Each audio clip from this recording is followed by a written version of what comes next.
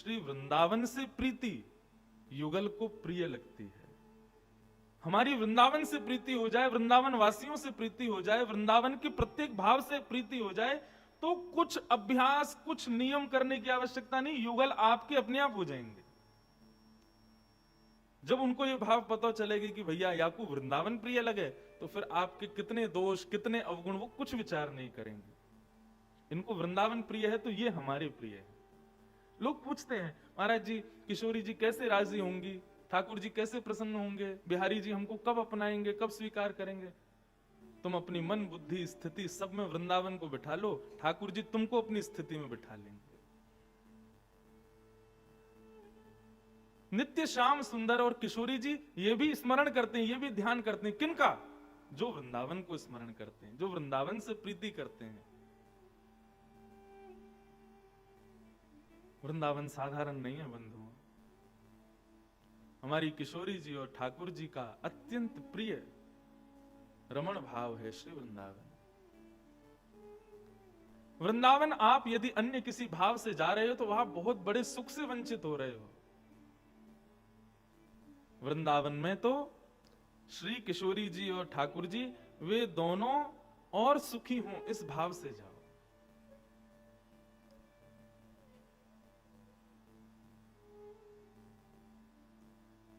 एक बार द्वारिकाधीश से अर्जुन ने पूछा, नाथ आप किसका स्मरण करते हो? नित्य प्रातःकाल उठ करके आपकी स्थिति में कौन आता है? ठाकुर जी बोले, हमको वृंदावन की बड़ी स्मृति होती है। मैं अपनी कथा में एक बात बड़ी सहजता से कह देता हूं कि ठाकुर जी को नाम लोगे तो ठाकुर जी कृपा करेंगे, किशोरी जी को नाम लोगे तो किशोरी जी कृपा करेंगी, ललिता विशाखा सखीन के नाम लोगे तो वे कृपा करेंगी। लेकिन अगर आप वृंदावन को प्रणाम करोगे तो सब कृपा करेंगे, क्योंकि वृंदावन नाम उच्चारण करते ही वृंदावन में जो जो हैं सबका स्मरण हो जाता है। वृंदावन वृंदावन वृंदावन। मैं तो कभी कभी कोई पूछता, महाराज जी कोई मंत्र बताओ हमको, हम काहे का जप करें। मैंने ये सुनो, तुम वृंदावन वृंदावन वृंदावन वृंदावन वृंदावन यही जपते रहा करो, इसी मात्र से कल्याण हो जाएगा। किशोरी जी, ठाकुर जी, संत जन, यमुना जी सब कृपा करेंगे आप पे। तो ठाकुर जी कहते हैं कि अर्जुन हम वृंदावन को स्मरण करते हैं। अर्जुन बोले, आप द्वारिका में रहते हो, हस्तिनापुर में आप हमारे यहां भी पधारते हो, इतनी जगह लीलाएं आपने की, सबको स्मरण नहीं करते? वृंदावन में ऐसा क्या है जो आप उसको स्मरण करते? अब भगवान बोले, इसको कहां बताऊं मैं कि श्री किशोरी जी ने उसका निर्माण किया, आदि आदि। ये सब बातें सुनने लायक अर्जुन है तो है नहीं। हाँ, एक बात और कहें, ये रस के भाव, ये प्रीति के भाव सबको भी नहीं बताने चाहिए। जो अधिकारी हो उन्हीं को ही बताने चाहिए। पहले ठोक पीट के देख लिया करो, सामने वाला अधिकारी लगे तो कहो। इसलिए नागपुर के इस क्रम के अलावा मेरा इस रस में और कहीं प्रवेश में करता नहीं हूं। आप अन्य कथाएं सुनेंगे तो वहां तो कथा होती है, और आप कहेंगे तो वो विशेष नहीं, वो बहुत विशेष है। वो अधिकार देती है ना बाकी श्रोताओं को इस रस में आने का, इसलिए वो जरूरी है। जिस प्रकार रत्न का खुलासा नहीं किया जाता कि हमारे घर में कहां रखा है, यदि आप खुलासा कर दोगे तो क्या होगा? चोरों के कान खड़े हो जाएंगे, और वो दिन दूर नहीं होगा कि वो रत्न एक दिन चोरी हो जाएगा। ऐसे ही ये ठाकुर जी के प्रिय भाव, श्री श्यामा जी के प्रिय भाव, श्री वृंदावन का प्रेम, ये रत्न है, इसको छुपा के रखो भैया। कोई बहुत आपका विश्वास पात्र दिखे उसको बताओ, वहां रखा है, ऐसा है। तो ठाकुर जी जल्दी सहज प्रकट नहीं करते वृंदावन के भाव को, वो भी अर्जुन जैसे ज्ञानी के आगे। हाँ, एक बार को उद्धव के आगे प्रकट कर देंगे, अर्जुन के आगे नहीं करते। आप बुरा नहीं मानिएगा, हम वृंदावन वासियों के लिए अर्जुन से ऊपर है उद्धव, क्योंकि वो उद्धव वृंदावन का विद्यार्थी है, उसको ब्रजवासियों ने पढ़ाया है। और सबकी छोड़ो, उसको श्री किशोरी जी ने सुनाया है, पढ़ाया है, विद्यार्थी है वो वृंदावन का। इसलिए हम ब्रजवासियों को उद्धव ज्यादा प्रिय है। अर्जुन बोले कि ऐसा क्या है वृंदावन में जो आप सब छोड़ वृंदावन को याद करते हो? ठाकुर जी बोले, अब तुमको क्या सुनाऊं मैं अर्जुन, स्थिति नहीं है तुम्हारी उतनी, लेकिन चलो जिज्ञासा वृंदावन की कोई प्रकट करे तो वह भी अधिकारी है, किसी ना किसी रूप से तो श्री जी ने उसको याद किया, अर्जुन तुम वृंदावन का नाम भी ले रहे हो, उसके बारे में पूछ रहे हो, तो कुछ तो अधिकार तुमको है, चलो किसी भाव से सही तुमको बताते हैं वृंदावन क्या। अर्जुन बोले कहां चलें? बोले एक भक्त है, बहुत दिन से तपस्या कर रहा, उसको दर्शन देने जा रहा हूं मैं, चलो तुम भी साथ में। अर्जुन बोला चलो। गरुण जी पर भगवान बैठे, पीछे अर्जुन बैठा, और ठाकुर जी पहुंच गए श्वेत द्वीप। हमारे वृंदावन के श्री राधा वल्लभ लाल जी अनंत वर्षों तक श्वेत द्वीप में विराजित, और वहां देवादिदेव महादेव ने उनकी उपासना की। अरे श्वेत द्वीप का इतना सुंदर वर्णन करते हैं अन्य पुराणों में महाराज। अब देखो कथा में कथा आती जाती है, सुनो। मैंने कही ना आज सवरे पिटारे खुलेंगे, हाँ 3 दिन से जो नहीं खुला आज सब खुलेगा। एक बार नारद जी को अपनी भक्ति पर अभिमान हो गया। नारद जी बोले हमसे बड़े भक्त तो दुनिया में कोई होंगे नहीं, 24 घंटा दिन रात नारायण नारायण नारायण यही उपास करते हैं।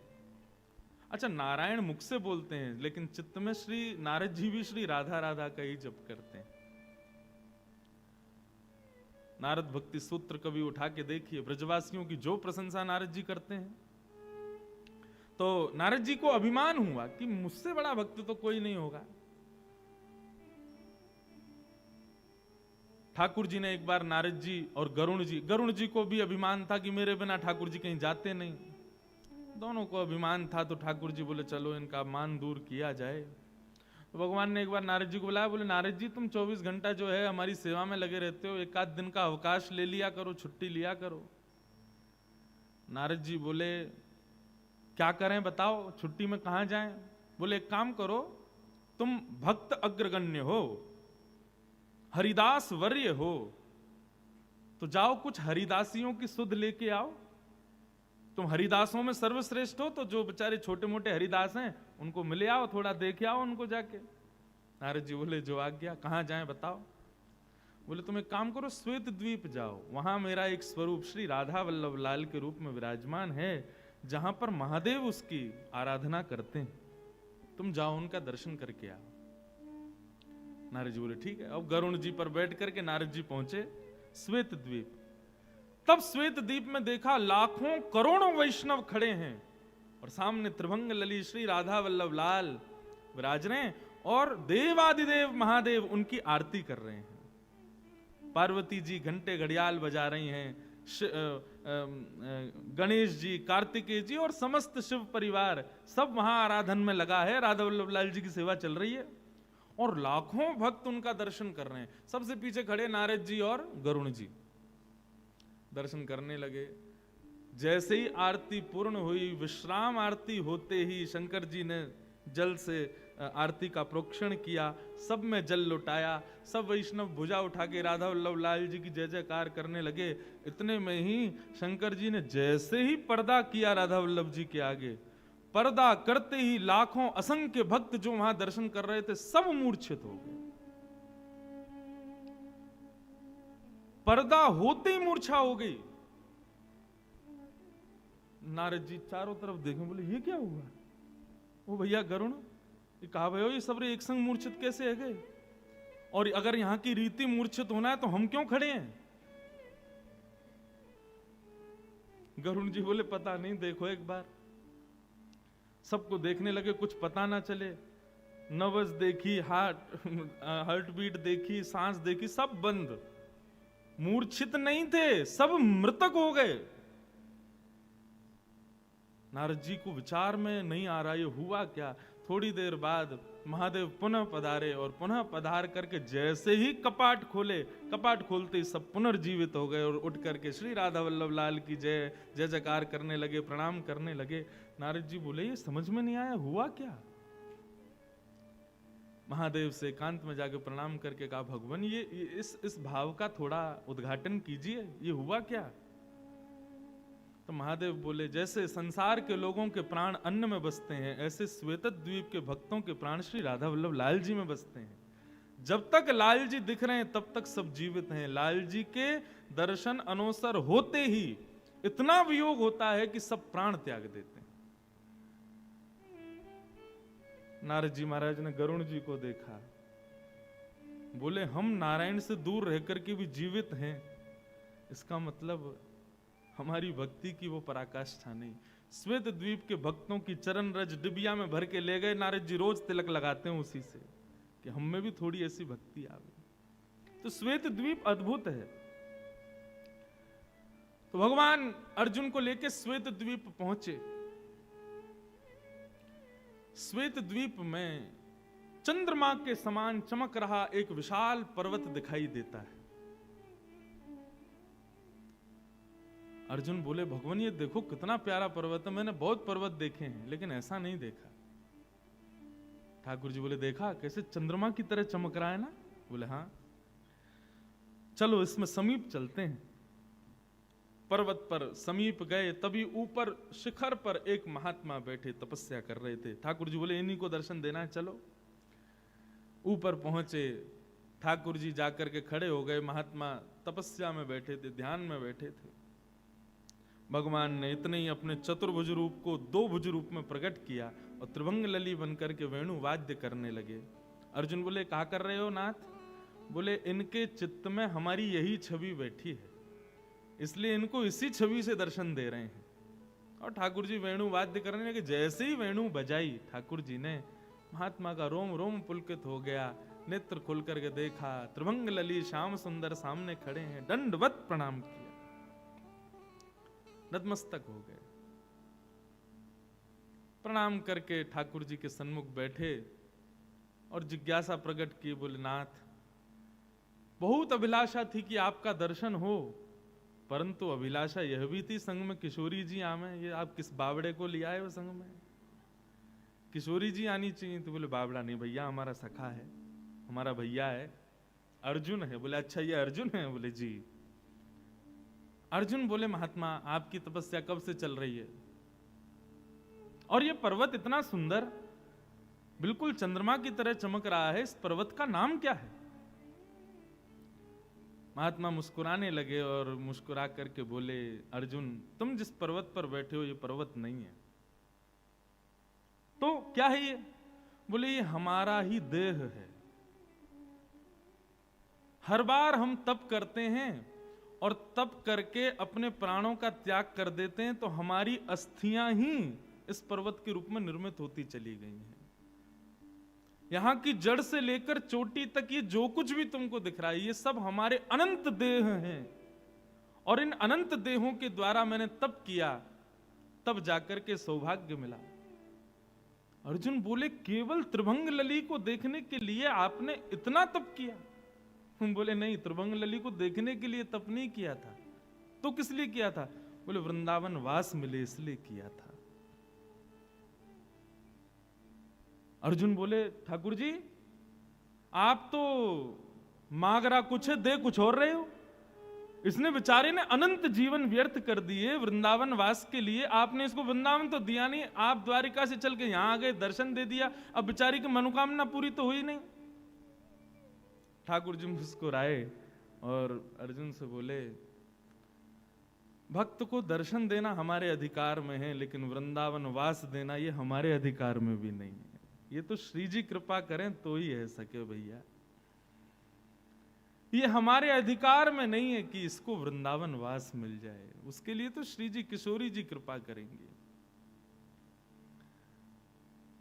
और हम अनंत बार भी दर्शन दे दें तब भी श्री जी की कृपा की एक कण के समान भी हम नहीं हो पाएंगे।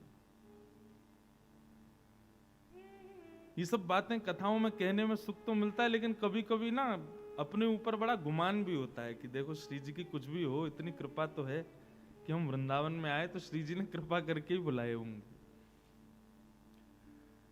दुनिया के लोग कहें हम पे श्री जी कृपा कब होगी, हम तो खूब ढिंडोरा पीट के कहें हम पे तो है। और इसका प्रमाण क्या? हमारा जन्म ही प्रमाण है कि किशोरी जी ने हम पे कृपा तो की। उनको पता तो होगी कि इंद्रेश नाम का कोई व्यक्ति है, उनकी स्मृति में, उनके चित्त में हमारा नाम ही आ जाए, बस इसी से ही कल्याण है हमारा। तो वृंदावन वास का भी अधिकार ठाकुर जी के वश में नहीं। आप लोग कहेंगे ये ऊंची ऊंची बातें आप सब ब्रजवासी किशोरी जी की महिमा मंडन के लिए करते हैं। ऐसी बात नहीं है। पद्म पुराण उठा करके पढ़िए, ब्रह्म वैवर्त पुराण उठा करके पढ़िए, गर्गाचार्य जी द्वारा कृत श्री गर्ग संहिता को पढ़िए। आपको पता चलेगा कि श्री जी की अनुकंपा कृपा जितनी हम बता रहे हैं वह भी सूक्ष्म है, उससे भी अनंत गुना ज्यादा है। हाँ। ऐसे वृंदावन का वास, सत्य बताएं। यह भी अभिलाषा हृदय में मत रखो कि हमें श्यामा श्याम के दर्शन हों।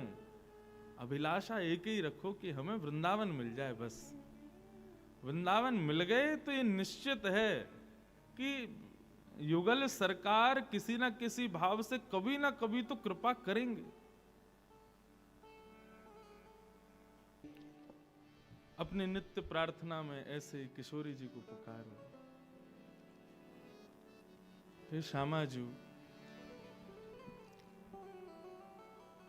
एक बात बताओ, आप सबके भजन के प्रति अभिलाषा क्या है?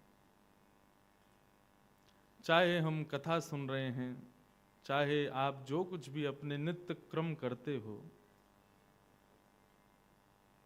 हैं हम संसारी लोग इतने ज्यादा पवित्र नहीं है कि बिना अभिलाषा के कुछ करें। एक सूक्ष्म अभिलाषा तो होती है, जैसे कि पता हो वो हमारी डेस्टिनेशन है तो फिर सफर हम लोग उसी हिसाब से करते हैं। ठीक उसी प्रकार हमें हमारी कुछ ना कुछ सूक्ष्म ही सही अभिलाषा तो होती है, पर वो है क्या ये जानना बहुत जरूरी है। हमारे ब्रजवासियों से पूछो तो एक ही अभिलाषा है कि हे नाथ, हे किशोरी जी, हमारे भजन ते, हमारे भाव ते, हमारी कोई सेवा ते आप यदि प्रसन्न है गए हो तो बस इतनी कृपा कर दो, ज्ञात अज्ञात रूप से बस प्रकट है कि या अप्रकट भाव से, कोई स्वर के भाव से ही सही, बस इतनो हमें बताए दो, इतनो आके हमसे कह दो कि हाँ तू भी मेरो ये है। बस हमें और कुछ नहीं चाहिए। हम तो आपको अपनो मान के बैठे ही हैं, लेकिन एक बार वहां पर आप भी अपनी मोहर लगाए दो कि हाँ तू भी मेरो ही है। बस इससे अधिक ब्रजवासियों की अभिलाषा है ही ना है। हमारे ब्रजवासी तो भैया कभी ठाकुर जी को तो घासू ना डालें, सही पूछो तो। लाल जी जितने दिन लीला करते रहे, श्रीमद् भागवत में 1000 बार ब्रज लीला में आता है, ठाकुर जी सबसे कहते हैं मैं भगवान हूं, मेरी पूजा करो। गर्गाचार्य जी ने आकर के ठाकुर जी की कुंडली देखी और यशोदा मैया से बोले, मैया तुम्हारा जो लाला है ना, ये साक्षात नारायण के समान गुण वारो है। मैया ने तुरंत लाला को कान मरोड़ा, बोले अब बोलियो कौन है ये? बोले मैया क्षमा करो। हमारे ब्रजवासी तो कभी ठाकुर जी को ठाकुर जी माने ही ना। हमारे ब्रजवासी तो यूं कि लाला तेने पूतना ना मारी, अगासुर बकासुर तेने ना मारे। ये तो हमारे ब्रज को प्रताप है कि वे सब ब्रज में प्रवेश करते ही उनके इतने पुण्य ना आए, ब्रज में आते ही भी मर गए। क्यों? बोले ब्रज में बिना श्री जी की कृपा के आ ही ना सके, लेकिन ये सवरे निगोरे राक्षस बिना श्री जी की आज्ञा लिए ब्रज में घुसे, जैसे ब्रज में आए इनके पुण्य इतने हेनाए, हमारे ब्रज के प्रताप ने इनको नष्ट कर दियो। और उन मरे मरायन में हाथ लगा के तू श्रेय ले जाए कि हमने मारे। ठाकुर जी के कहा करूं, ये कभी माने ही ना है। लाल जी ने गोवर्धन धारण कर लिए, सब ब्रजवासी बोले अरे लाला तेरी नेक्सी सी उंगली पे इतना बड़ा पर्वत कैसे धारण कियो? ठाकुर जी बोले कछु माखन को बल बढ़ो, कछु गोपन करी सहाय, श्री राधे जू की कृपा सो मैंने गिरिवर लियो उठाए। ब्रजवासी बोले माखन ते तेरो बल बढ़ो, ये तो बात समझ में आवे, तेने बहुत माखन खायो, लेकिन हम ब्रजवासी ने तेरी कहा सहायता करी लाला? ठाकुर जी बोले जब मैं गिरिराज जी उठाए रहे हो तो आप सबरे टकटकी लगा के मुंह को देख रहे, तो आप सबन की शक्ति मेरी उंगली में आ गई। आप लोगन के अपलक नेत्र से मुंह को देखवे के काज सबकी शक्ति मुंह में आ गई और मैंने गिरिराज जी उठा लिए। वास्तव में मेरी उंगली को बलना है, आप सब ब्रजवासी की शक्ति मुंह में आ गई है तो मैंने उठा लिए। ब्रजवासी बोले तभी तो हम कहें कमजोरी क्यों आ गई है हम में इतनी। आजकल सांस फूल जाए नेक में, घबराहट सी है लग, तभी तो हम कहें कि लाला हमारी शक्ति कहां चली गई। दूध तो खूब पी रहे हैं, अब तो चली नंद को छोरा पीछे पीछे चुरा ले। ब्रजवासियों ने कभी स्वीकार नहीं किया कि हमारो लाला कोई श्रेष्ठ भगवान है।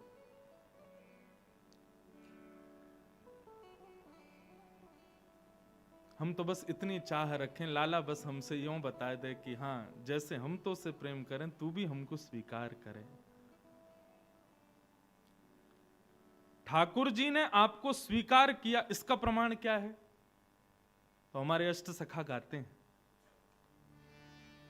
गिरधर जब अपनों करी जानो। बहुत सुंदर पद है। अष्ट सखा कहते हैं, बोले लाल जी ने, किशोरी जी ने आपको स्वीकार किया, इसका प्रमाण क्या है आपके पास? बोले ताको मन भक्तन की सेवा,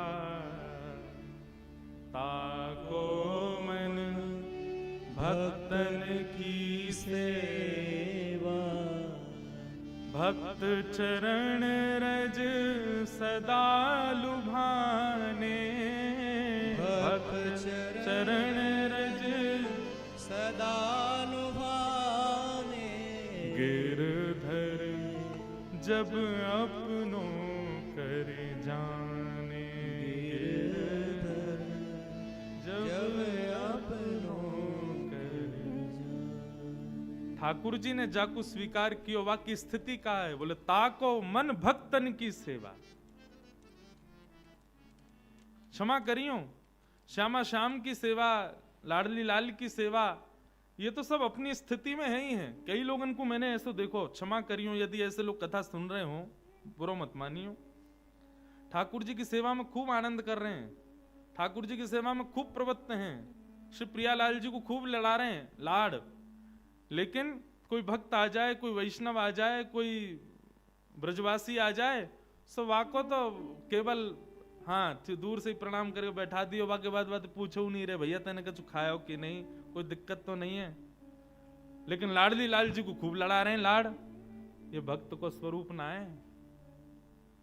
भक्त को स्वरूप तो कैसो, लाडली लाल जी के संग आनंद कर रहा हो, इतने में ही देखो कोई वैष्णव आयो, पुष्प बरसान लगो, जय हो लाडली लाल जी, देखो आपको कोई प्रेमी आया हो, वाको दंडवत प्रणाम करे, बिठावे, अपने हाथन से पवावे, गले लगावे।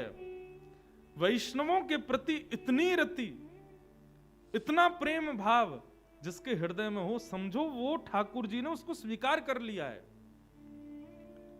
लेकिन वैष्णव भक्तों को देख करके कोई कोई कोई आनंद ना होवे, कोई प्रसन्नता ना होवे, और केवल ठाकुर जी की सेवा ही सेवा, सेवा ही सेवा, वही में ही रुचि लगे। श्रीमद् भागवत में एकादश स्कंद में नवयोगेश्वर संवाद में भगवान कृष्ण इस बात की पुष्टि करते हैं, बोले जो केवल मेरी सेवा में ही तल्लीन रहता है, लेकिन मेरे वैष्णव भक्त संत वृंद आदियों के प्रति जो रुचि नहीं रखता, वो साधारण भक्त है, उत्तम नहीं है। हाँ, वो मुझसे प्रीति करता, लेकिन मैं करता हूं इस बात की गारंटी नहीं है। तो वहां पर हरि नाम के योगेश्वर ने ठाकुर जी से पूछा, आप जिससे प्रेम करते उसकी स्थिति क्या है? तब ठाकुर जी वहां बताते हैं, बोले उसकी स्थिति ऐसी कि जैसे ही वो किसी मेरे भक्त, अन्य भक्त को देखे तो ऐसे प्रसन्न हो जाए जैसे प्रियतमा अपने प्रियतम को देख के आनंदित हो जाती है, एक सखा अपने दूसरे सखा को देख के आनंदित हो जाता है। अरे कहां तक कहें, वो व्यक्ति इतना आनंद में आ जाए जैसे मानो साक्षात ठाकुर जी प्रकट हो गए हों, समझो कि वो मेरो भक्त है, मेरे वैष्णवों के प्रति रति रखे, वासे मेरो सुख जानो।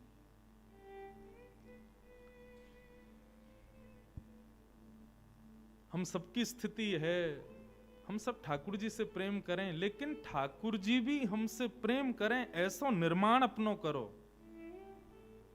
हम सब्जी मधुर क्यों बनाते हैं? ताकि घर के सब लोग उसको पाएं।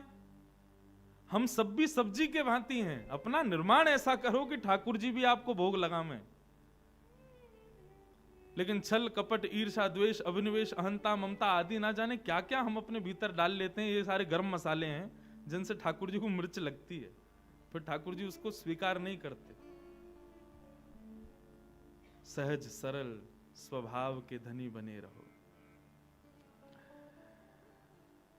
तो सब अधिकार की बातें आज हुई हैं, कुछ लीला में प्रवेश करें।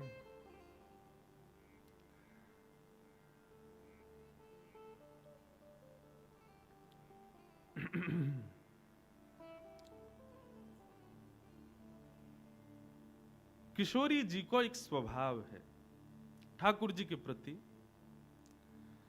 कि वो बहुत बहुमान करती हैं।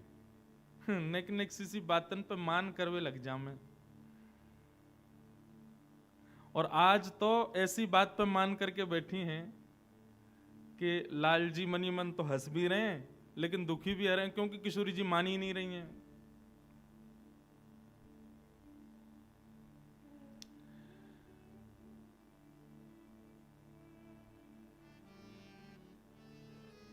हाँ, श्री विठल विपुल विनोद जी को पद है, किशोरी जी मान कर रही हैं, रूठ के बैठी हैं ठाकुर जी से। और काय बात पर रूठ के बैठी हैं और ठाकुर जी कहा कर रहे हैं। अच्छा देखो, आज की कथा में, आज विश्राम दिवस है, अब आप सबके जमाई राजा आज वापस जा रहे हैं, तो आज सब सखियां ठाकुर जी के पक्ष में आ गई हैं। 3 दिन से तो किशोरी जी के पक्ष में थी सब सखियां, लेकिन आज ठाकुर जी के पक्ष में आ गई हैं। और कैसे पक्ष में आई हैं? किशोरी जी जब जामे सखियां तब मान में बैठी हैं।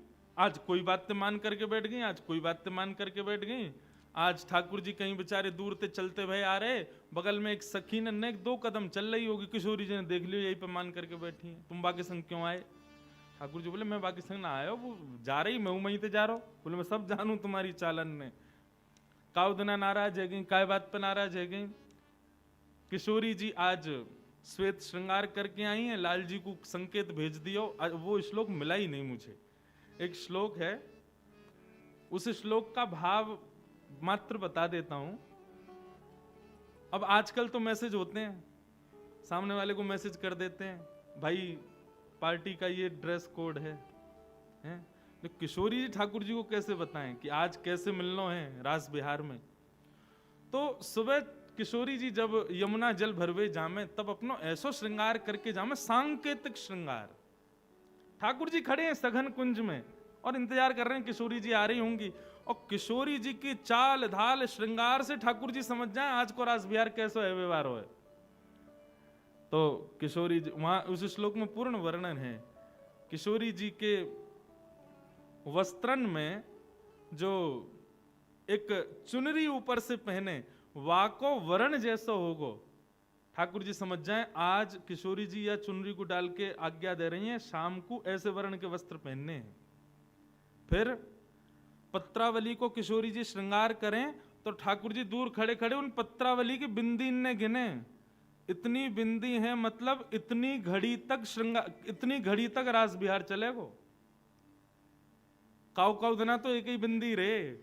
ठाकुर जी के आज तो है गो काम, आज तो केवल देखने को मिलेंगी बस, आज रास बिहार ना होएगो। लेकिन काउ देना श्री किशोरी जी ऐसा श्रृंगार करके आमे, ओहो आज तो ब्रह्मा की 6 महीना की रात्रि आवेगी। अच्छा, ठाकुर जी अपने संग सखान ने लेके आमे कभी कभी निकुंज में, निवृत्त निकुंज में तो नहीं आते, निकुंज में कभी कभी सखा हुआ में। तो किशोरी जी अपने कपोलन पे जब पत्रावली बनामे तो वहां में जितनी बिंदी है, मतलब आज उतने ही सखा आमेंगे। अगर किशोरी जी ने पूरी गोलाकार की बिंदी लगाई है और बीच में एक एक बिंदु रखो है, तो या को मतलब यह है, हे श्याम सुंदर आज रात्रि के रास बिहार में ये एक बीच की बिंदी मैं, यहाँ एक बीच की बिंदी आप, आपके चारों तरफ सब सखियां, हमारे चारों तरफ सब सखियां, ऐसो रास बिहार की भूमिका बनाएंगे। लेकिन काउ काउ देना किशोरी जी एक एक ही बिंदी रखें तो मतलब ठाकुर जी समझ जाएं कि आज ना सखी आमेंगी ना सखा, एकांत में मिलना है। ऐसे सांकेतिक किशोरी जी श्रृंगार करके आती हैं और ठाकुर जी उनसे अनुमान लगा लेते हैं कि आज श्रृंगार कैसो करके आनो है शाम को, और आज रूपरेखा कैसी होगी। उसका एक श्लोक है बहुत सुंदर, वो खूब धूड़ा मिला नहीं मुझे। तो किशोरी जी बहुमान करें, नेक नेक सी बातन पे मान करें। अब आप ये कहोगे कि किशोरी जी इतना मान क्यों करें, आप लोग सब उनके शील स्वभाव को वर्णन करो कथा में, ऐसी हैं ऐसी, फिर ठाकुर जी पे इतना मान क्यों? ताकि हम सबन को स्वच्छंद प्रेम श्याम सुंदर को दिखे, मान करें। और मान करे के बाद ठाकुर जी मनामे, तो ठाकुर जी जब मनामे ना, तो जो सखियां किशोरी जी के अधीन रहती हैं, वो ठाकुर जी के मनावे की क्रिया को देख के ठाकुर जी के अधीन है जाएं। यही तो किशोरी जी चाहे कि सब इनके अधीन हों, और वो भाव प्रकट करने के लिए किशोरी जी मान करें। एक दिन किशोरी जी को मन भयो मयूर देखवे चलेंगे, और वादना संयोग से एक मयूर नहीं दिखो। ठाकुर जी खूब दाने डारे, खूब बंशी बजामे, अरे आ जाओ निगोरो, ये मारेंगी नहीं तो। लेकिन आज मयूर सब सखीन ने पकड़ रखे हैं, बोले आज नहीं जानो है, आज तो देख लो है कि आज किशोरी जी क्या करेंगी। अच्छा, स्थान का चयन ठाकुर जी ने किया था कि महामयूर बहुत दिखते हैं, तो किशोरी जी ने यहीं से सुनाना शुरू किया, हम तो पहले ही मना कर रहे, तुम्हारी बातन में आ गए, यहां आ गए, एक मयूर नहीं दिख रहा है। ठाकुर जी बोले वैसे तो सबरे यहीं डोलते रहे, आज सबरे भग गए। खूब उमड़ घुमड़ के ठाकुर जी, अच्छा ठाकुर जी की भी ध्वनियां हैं, सखान ने बुलावे की अलग ध्वनि है, गैयान ने बुलावे की अलग ध्वनि है, मयूरन को बुलावे की अलग ध्वनि है, खूब ध्वनि बजामे, लेकिन मयूर आए नहीं। और यहाँ किशोरी जी मान बढ़तो ही जा रहा, वो बहुमान है वे वारो बस न का देर में। और ठाकुर जी को इतनी चिंता लगी, बोले कहा करूं मैं, कहा जाऊं, खूब ढूंढ लिए नहीं मिले। ठाकुर जी बोले किशोरी जी ने आप विराजो, ये लो फल पाओ, मैं अभी आऊं। ठाकुर जी गए और पूरे सघन कुंज में जहां जहां मयूर के पक्ष दिखाई दिए, उन सबको बीन करके ठाकुर जी ने खुद एक मयूर को आकार धारण किया, और किशोरी जी फल खा रही हैं, और वही समय अपने घुटनान पे नृत्य करते हुए श्याम सुंदर ही मयूर बन करके आ गए, और किशोरी जी के सामने नृत्य कर रहे हैं, किशोरी जी को आनंद करा रहे हैं। वह छवि को देख करके जो वास्तविक मयूर हैं, वह भी ठाकुर जी पर मोहित हो रहे हैं। विचार करो ठाकुर जी कितनों मनामे किशोरी जी को, और ये मान मनावे की ये पूरी लीला को केवल एक ही भाव है कि रसिक जन हमारे प्रियतम के प्रति और आसक्त है जाए। किशोरी जी यही भाव से हैं कि सबको पकड़ के लाल जी के चरणन में लगाऊं। हमारे ब्रज में कान्हा मोर बन आयो, रासलीला में गाँव में ठाकुर जी मोर बन के आ जाएं, कोक कोक के नाच के दिखावे, किशोरी जी को मनावे, आनंद करावे। तो हमारी श्यामा जू मान करें और ठाकुर जी उनको मनावे। आज जब किशोरी जी मान करके बैठी, तो आज सखियां ऋषि आ गईं, बोले इन्हें जब देखो तब मान कर लें। आज सब सखीन ने ठाकुर जी किशोरी जी चारों तरफ से घेर लें, बोली कि श्री जी बस बुरा मत मानियो, हमारे लाला गलती कम रे, आपकी ज्यादा है, आप पहले ही इतनी ज्यादा मन में भाव लेके आ जाएं, बेचारे कछु ना करें, फिर भी आप मान करके बैठो। सब सखियां समझा रही हैं। अब दो पद हमने एक संगे गा दिए, और दोनों ही विठल विपुल जी के क्रम से ही थे। सखियां सब किशोरी जी को समझा रही हैं, हे श्यामा जू बुरा मत मानियो, गलती आपकी, आप भी नेक नेक सी बातन पे बेचारे लाला पे इतनो रोष करें, इतनो बहुमान करें। लालन तेरे ही आधीन, वो सदा आपके अधीन रहते हैं। सुनरी सखी हो सांच कहत हूं, तू जल है ये मीन। आप जल के समान हो, ये मछली के समान है, जैसे बिन जल मछली ना रह सके, ऐसे आपके बिना ना रह सके। क्यों? देखो त्रिभुवन नायक हैं, इनको किसी के अधीन होने की आवश्यकता नहीं है, लेकिन सदा आपके अधीन बैठे रहते हैं। तेरे रस बस श्याम सुंदर वर, जाचत है ज्यों दीन। आपके रस के वर्धन के लिए श्याम सुंदर जो कि जगन्नाथ हैं, वो देखो कैसे दिखाई दे रहे हैं, जैसे मानो कोई दीनहीन सब बैठो हो, बेचारो कोई गरीब बैठो हो, कछु याचना कर रहा हो कि दे जाओ भैया ने। श्री विठल विपुल विनोद बिहारी होत मनावत लीन। आपको मनाते मनाते मनाने में ही लीन रहते हैं, ऐसे बिहारी जी पे है किशोरी जी, उन्हें दया करो, उन्हें कृपा करो। फिर एक पद स्वामी श्री हरिदास जी भी कहते हैं इसी भाव में, तेरो मग जो वैत लाल बिहारी, तेरो मग जो वैत लाल। गाओ, ये सब रसिक जनन के पद हैं भैया। भजन सुन के मानव नृत्य करे, लेकिन इन पदन को सुन के श्यामा श्याम नृत्य करें। इन पदन को साधारण शब्द मत समझियो, ये सब वेदन के सार हैं, और वेदन में भी जो बात नहीं है वो इन पदन में विद्यमान है। तेरो मग जो वैत लाल बिहारी, तेरो मग जो लाल बिहारी।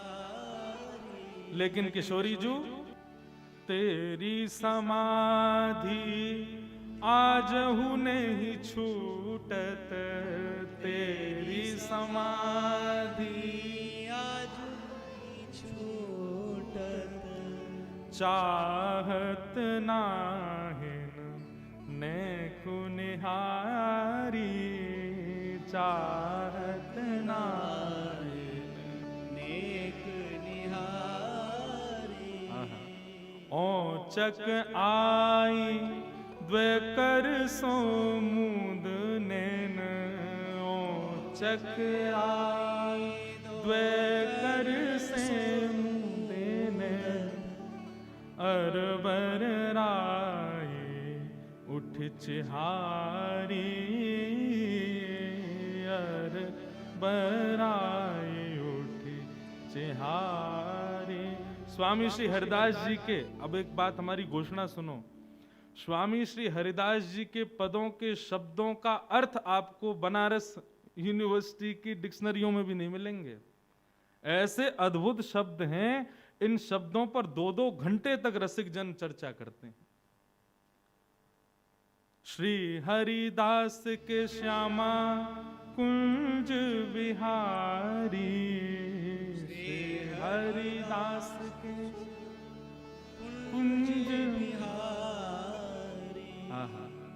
ढूंढत वन में पाई प्रिया दिहारी, ढूंढत वन में पाई प्रिया बिहारी, तेरो मग जो वैत लाल बिहारी, तेरो मग जो वैत लाल बिहारी। हे श्यामाजू, मान मत करो ना। अच्छा, अभी तक किसी को ये नहीं पता मान कर क्यों रही है। किशोरी जी भी मौन बैठी हैं, क्योंकि वे तो रस को उजागर करना चाहे ना। वे तो चाहे कि श्याम सुंदर के भाव जब वो मनावे आमे तब प्रकट हो, तब ये सखी और अधीन हो जाएं। अच्छा, ये सुनकर के कि ये सब सखियां आज मुंह पे खींच रही हैं, किशोरी जी को बुरा थोड़ी लग रहा। किशोरी तो और आनंदित रही है, वाह यही तो हम चाहें, यही तो हमारा भाव है कि इन सबन के ऐसे भाव श्याम सुंदर के प्रति बने। किशोरी जी मान करके बैठी हैं, सब सखी किशोरी जी को समझा रही हैं, बोले आप मान नहीं छोड़ रही हो। खूब लाल जी की प्रशंसा करी। तब किशोरी जी ने बहुत देर बाद थोड़ी भ्रकुटी टेढ़ी करके और दीनहीन से बैठे दूर हाथ जोड़ के श्याम सुंदर की ओर ऐसे निहारा। जैसे ही निहारा मानो जैसे प्राण आ गए हों ठाकुर जी के। अब तक ठाकुर जी की भी ऐसी स्थिति नहीं कि जाके कुछ चर्चा कर लें। हाँ महाराज, इतनी कहां सामर्थ्य। जैसे दृष्टि करी ना तब ठाकुर जी सारे बोले मैं कुछ कहूं। किशोरी जी ने आज्ञा की, आओ विराजो। ठाकुर जी गए और जाकर के चरणों में सर झुका करके प्रणाम करते हैं। और अब ठाकुर जी बड़े संकोच से पूछ रहे हैं कि मान क्यों कर रही हो।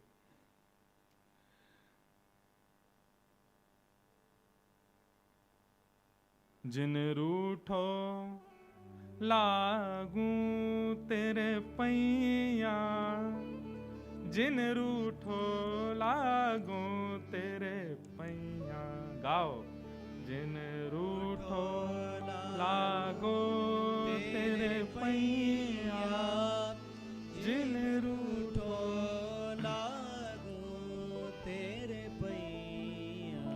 आपके चरणन में प्रणाम करके कह रहा हूं, हे श्यामाजू आप क्यों रूठ गई हो मुझसे?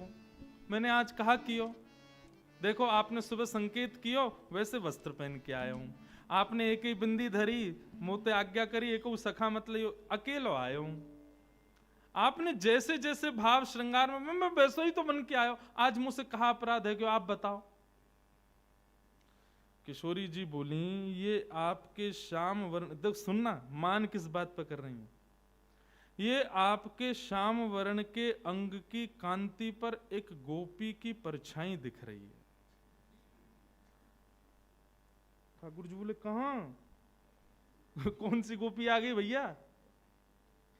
वो कहा है, नंद बाबा की 9 लाख गैया हैं, और 9 लाख गैयान को कितनो दूध होवे, और वह दूध के कितने मठा बने, वह मठा से मक्खन होवे, इतनो मक्खन होवे कि यशोदा मैया कभी कभी तो लाल जी को नवा धुबा करके वह मक्खन की मालिश करे, घी लगा दे पूरे अंग पे, सो ठाकुर जी को नील वर्ण, और वो कभी कभी ऐसे चमकन लगे जैसे इत्र लगा के हमारे ठाकुर जी चमके, लाल जी चमके। ऐसी आज ठाकुर जी को अंग अंग पूरे पे घी की खूब मालिश करी मैया ने, सो वह घी की मालिश हेवे की वजह से ठाकुर जी के अंग पे किशोरी जी को अपनी कांति दिखाई दे रही है। और किशोरी जी कह रही, कौन सी गोपी की कांति है? यह बात पर मान करके बैठी है। ठाकुर जी ने जैसे ही देखो और फिर बोले, तेरे तन की शोभा सुंदरी, तेरे तन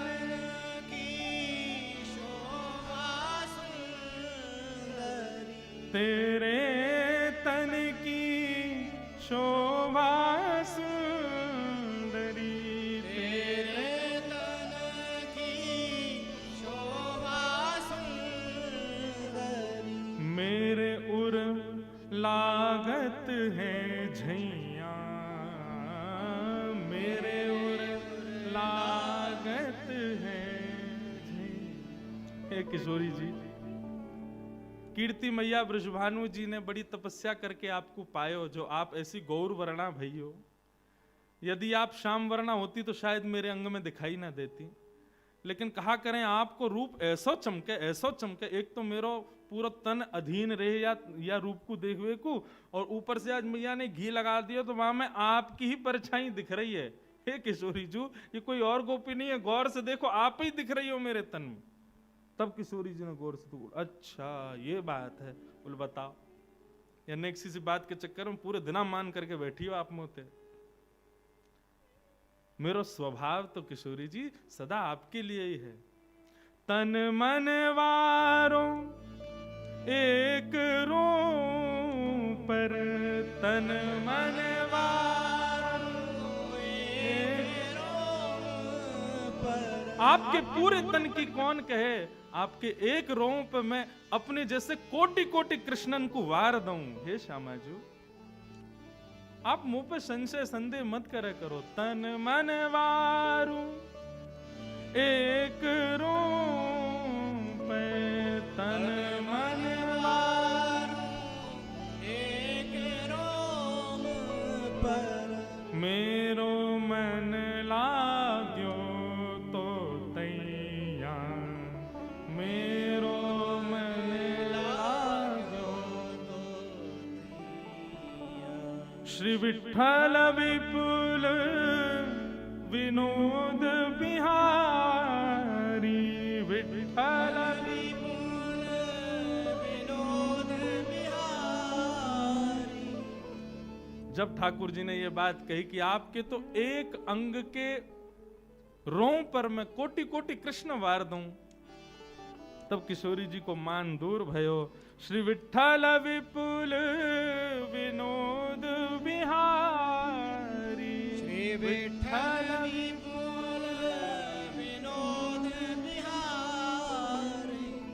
संभ्रम गयो लाई उर लैया, संभ्रम गयो लाई उर लैया। किशोरी जी को भ्रम टूट गयो और तुरंत नीचे बैठे हुए श्याम सुंदर को उठा करके अपने उर से लगा लिया।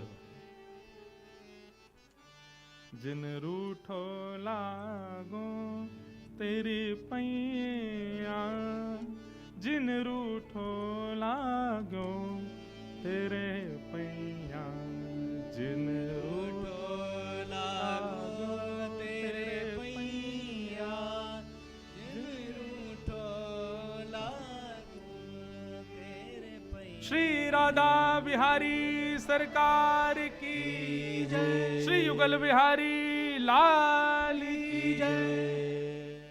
बल वृषभानु के जमाई की जय। कौन जीतो? कौन जीतो आज के मान लीला में? हमारा लाला जीत को। और ये पूरी मान लीला मान करें किशोरी जी, लेकिन मना के जीत जाएं ठाकुर जी, यही तो इनको प्रेम है। क्रोध करेंगी लेकिन जितावेंगी श्याम सुंदर को। ऐसी हमारी श्यामा जू हैं।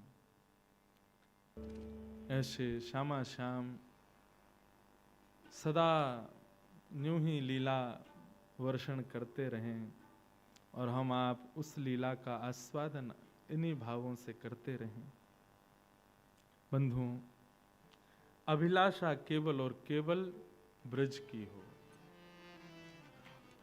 श्री किशोरी जी और ठाकुर जी सदा हमसे रीझे रहें, उसके लिए ब्रज हमारे चित्त में आए, ब्रज हमारी बुद्धि में आए, ब्रज हमारी स्थिति में आए। तन ब्रज में हो ये आवश्यक नहीं, स्थिति ब्रज में हो, भाव ब्रज में हो, ये बहुत जरूरी है। आज तन से लाखों लोग ब्रज जा रहे हैं लेकिन स्थिति ब्रज की नहीं है। और ये बात इस बात का प्रमाण है कि श्यामा श्याम जिनकी स्थिति ब्रज में नहीं है ना, ठीक है प्रसन्न तो वो सबसे होते हैं लेकिन इतने रीझते नहीं होंगे। लेकिन किसी की संपूर्ण स्थिति ब्रज में हो, मानो किशोरी जी की बड़ी कृपा है उस पर। आज ये द्वितीय बार नागपुर की भूमि, और नागपुर तो मेरे लिए तो अब मैं दो बार नागपुर आया हूं, दोनों बार ऐसी स्थिति में आया हूं। तो इस नाते से नागपुर मेरे लिए तो एक अप्रकट वृंदावन ही है, जहां जो रस जो भाव कभी वृंदावन में भी हमने नहीं प्रकट किया, वो रस यहां प्रकट हो जाता है। और इसमें पूर्ण श्रेय ढांडनिया परिवार के जो पूर्वाचार्य थे, जो पूर्व आपके परिवार के सब वरिष्ठ जन थे, जिन्होंने खूब श्री जी को लाड़ लड़ाया, उन सबकी कृपा है कि यहाँ श्री किशोरी जी नित्य विहार कर रही हैं। क्योंकि हमारे वृंदावन में तो राधा शब्द ही वो उच्चारण ही नहीं कर सकता कोई मानव। किशोरी जी ठाकुर जी की कृपा से ही हम यहाँ इतने गूढ़ रसों को प्रकट कर दे रहे हैं। ये भाव वो भाव हैं जिनको वृंदावन में कोई कहे तो रसिक जन मौन कहते हैं, बोले चुप रहो, ये अपने अंदर ही रखो, इसको सब जगह उजागर मत करो। ऐसे ऐसे भाव क्यों? सामान्य संसार के लोग इसके अधिकारी अनधिकारी ही हैं। हम लोग सामान्य संसार में रहते हैं, कुछ भी खाते हैं पीते हैं रहते हैं, ना हमारा आचरण शुद्ध, ना हमारी बुद्धि शुद्ध, ना हमारा व्यवहार शुद्ध, और हम इस निष्काम प्रेम शुद्ध लीला को श्रवण करें और ये हमारे चित्त में आ जाए, हो ही नहीं सकता। परम पवित्र परम शुद्ध ठाकुर जी की परम लीला। आपको एक बात और सत्य कह दूं, हम अभी भी ये लीलाएं सुन के चेतना में हैं, इसका मतलब हमने सुना ही नहीं है। सुनने के बाद अचेत हो गए होते, पड़े होते बाहर, 4 घर के लोग ले जाते उठा करके, तब समझते कि हाँ स्थिति आई थी। कल एक भाव कहते कहते मेरी ऐसी स्थिति हुई कि मुझे बीच में लगा मैं कथा रोक दूं, मेरे से हो ही नहीं रही थी। फिर तुरंत ये हमारी बहुरानी विराजती ना संग में सामने, ये हमारे लाल जी की बहू में, इनसे ही प्रार्थना करी बचाओ। तुरंत फिर पद बदल करके कहीं और निकल के गया। तो स्थिति अगर आप चेतना में हो तो निश्चित है कि अभी लीला सुनी ही नहीं आपने। लीला सुनी होती, अच्छा, लीला सुनने का विषय नहीं है, सुनने का विषय थोड़ी है लीला। हमारे यहाँ ये जो रसिक जन संत आदि जिनके पद हम गा रहे हैं, श्री विठल विपुल बिहारी देव जी, श्री भगवत रसिक जी आदि सब अष्ट सखाओं के ये सब पद गाते हैं। ये पद जब गाए जाते हैं ना, तो जो सुनने वाले आचार्य होते हैं वो तन से कहीं भी बैठे हों, उनकी स्थिति वहां पहुंच जाती, वो खुद उस लीला में प्रवेश कर जाते हैं। चेतना फिर कहां रहेगी? हम अभी भी चेतना में हैं, इसका मतलब लीला तो सुनी थी लेकिन प्रवेश नहीं मिला। ये कोई आनंद की बात नहीं है। प्रवेश मिल गया होता तो हम यहां पर किस अवस्था में होते हमें नहीं पता। लेकिन ऐसा भी कह सकते हैं, थोड़ा मन को कहो कि ऑल इज वेल, क्योंकि कहीं दुखी नहीं हो जा, बताऊंगा प्रवेश ही नहीं मिला। किशोरी जी ठाकुर जी ने लाज रखी होगी, भाई यहाँ अचेत हो गया तो संसार के लोग पता नहीं क्या क्या बात बनाए, या हमारे अचेत अवस्था से वही बचा के रखे कि कहीं इसको अचेतना ना हो जाए।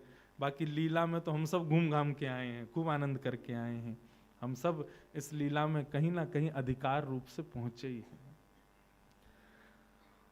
तो ये मधुर लीलाएं, इनका कोई अंत नहीं है। और सत्य बताएं तो संसार के लोगों के लिए लीलाएं हैं भी नहीं, ये तो सब श्री श्यामाजू ठाकुर जी के नित्य विहार में तल्लीन रहने वाले, उसी भाव साम्राज्य में रहने वाले उन रसिक जनों के लिए ये सब भाव हैं। इस मंगल भाव को विश्राम करते वक्त हम किशोरी जी से, ठाकुर जी से हाथ जोड़ के क्षमा मांगें। हे श्याम सुंदर, हे श्यामाजू, यदि आपके किसी भी इस अंतरंग भाव का हमने यहाँ पर उन्मूलन किया, लेकिन उसका भाव यदि कुछ अनुचित रहा हो तो आप क्षमा करिए। आप सदा हम पर कृपा बनाए रखो, बस यही हमारी प्रार्थना है। आप सदा राजी रहो, सदा रीझे रहो, बस यही हृदय की विशेष इच्छा है। ढांडनिया परिवार और समस्त आप सब नागपुर वासियों को एक ब्रजवासी की ओर से बहुत बहुत जय श्री राधे, जय श्री कृष्ण। ब्रजमंडल आप पर खूब कृपा करे, हमारी किशोरी जो सदा प्रसन्न रहें, बस यही भाव।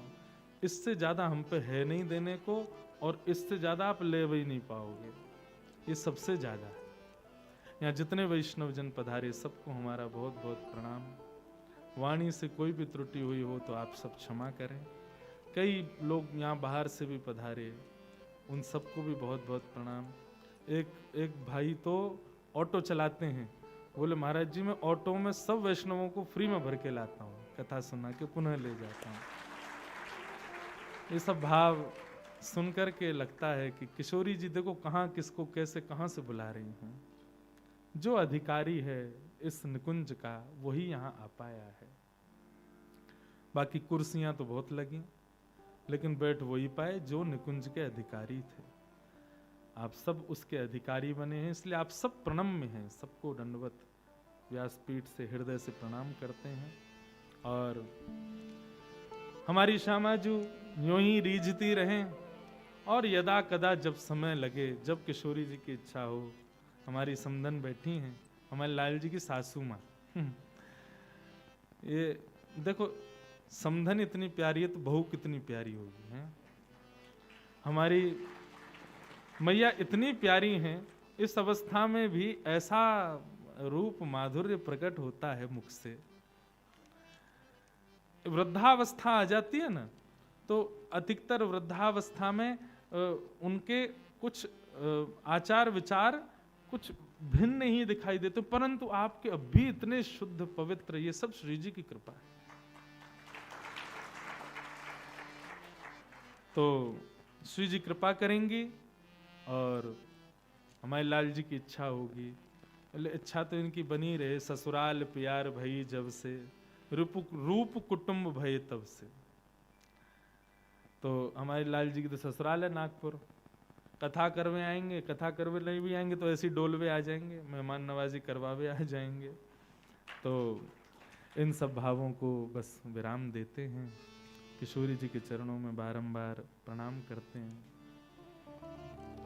हमारे माई श्यामा जू को राज, हमारे माई श्यामा जू को राज, हमारे माई श्यामा जू को राज, हमारे माई श्यामा जू को राज, जाके अधीन सदा ही सांवरो, जाके अधीन सदा ही सांवरो, जाके अधीन सदा ही सांवरो,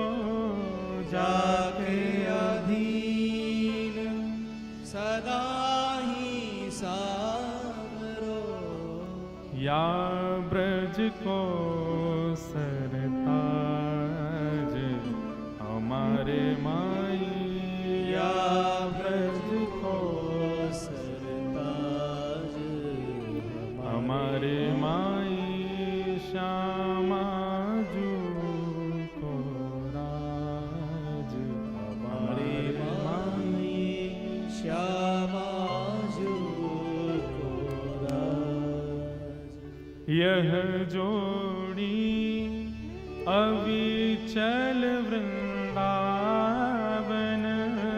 यह जोड़ी अविचल वृंदावन,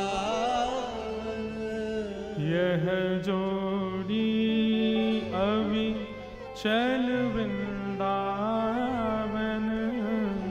यह जोड़ी अविचल वृंदावन, नाही आन सो काज, हमारे माई नाही आन सो काज, हमारे माँ श्यामा जू को राज, हमारे माई श्यामा जू को राज, श्री विठ्ठल विपुल बिहारिन के बल, श्री विठ्ठल विपुल बिहारी के बल, श्री विठ्ठल विपुल बिहारिन के बल, श्री विठ्ठल विपुल बिहारी